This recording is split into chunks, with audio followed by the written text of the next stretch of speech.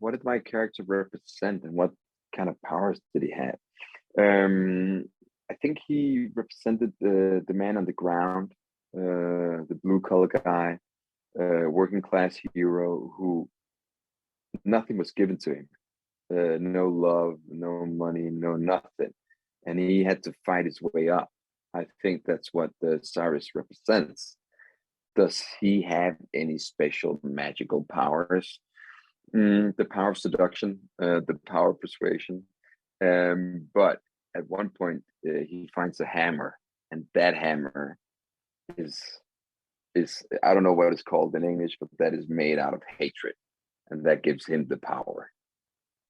Cyrus is an antagonist, not in his own mind. Nobody's an antagonist in their own mind. They're always the hero. I think he wants to do the right thing. I think he wants to do what's good for him and his friends and his gang. I wish I could say he wants world domination, but I don't think so. I just think he wants.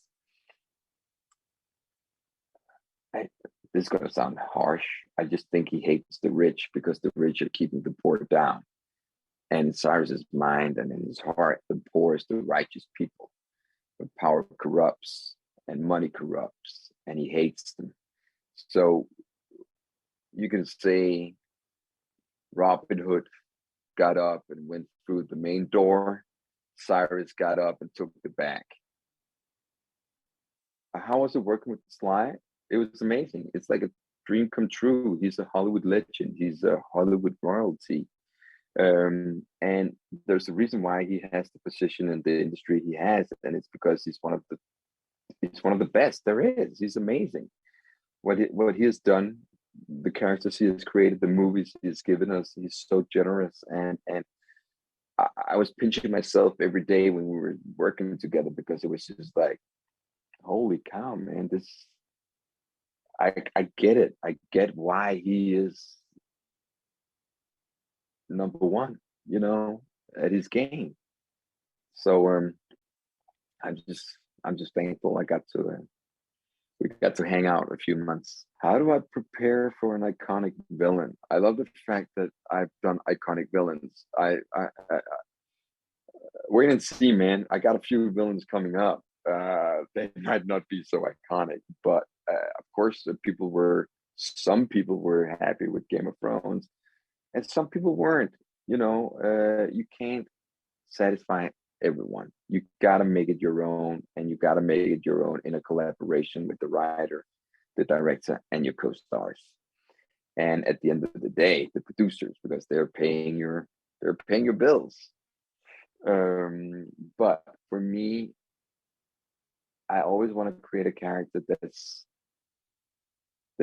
I understand, and a character where I feel that I can understand where his hatred comes from, why he wants to do the things he does, and you always try to put a little bit of yourself into a character. And with Cyrus, it's kind of that I kind of get what he wants. He wants socialism. He wants everyone to be equal. And in an ideal world, that would be amazing. No one's more than, everyone's equal, and that's beautiful.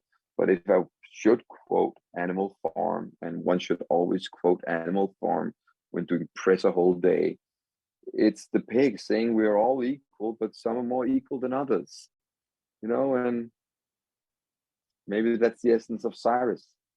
The character of Samaritan represents in this story a true urban legend, if I may say, a vigilante, someone that protected the community. I think one of the things that we notice with Samaritan is how important he was, not only in the story, but for Sam. Yeah. He resembled hope. He resembled, he fulfilled the void. And I think they did an excellent job with it by keeping it so unpredictable. Samaritan is somebody who wants to clean up the streets. He wants to help people and make Granite City better again. You know, it's been so messed up for so long, and all he wants to do is better it, you know, and make it what it was. It's really important to him, and all he wants to do is do good. Well, who is Joe and why Sam suspects that he's Samaritan is, well, in one of the scenes you guys will see how freakishly quick he ends up getting up from getting ran over by a car. And that's really the moment he suspects that Joe is really Samaritan. This film takes a different perspective on what the usual superhero films that we're used to. And the grittiness, what's going on in Granite City, I think allows the audience to relate to it more. It has a real aspect to it. There is some magic surrealism within it, but definitely the dynamics and the relationship shows that we all have a little heroism within us. And I think that's the beauty of the film. And I think it was great to work with Julius Avery. I think he's as passionate as the actors in front of the camera. I think he has a clear vision on what he sees. I think it's important, especially when you're doing these type of films, which it was my first for me. Action thriller, you need to see visually, you know, there's a lot of safety also that we must incorporate. I mean, I remember for one of the scenes, I'm walking down the street and there's like explosions going on when the riots.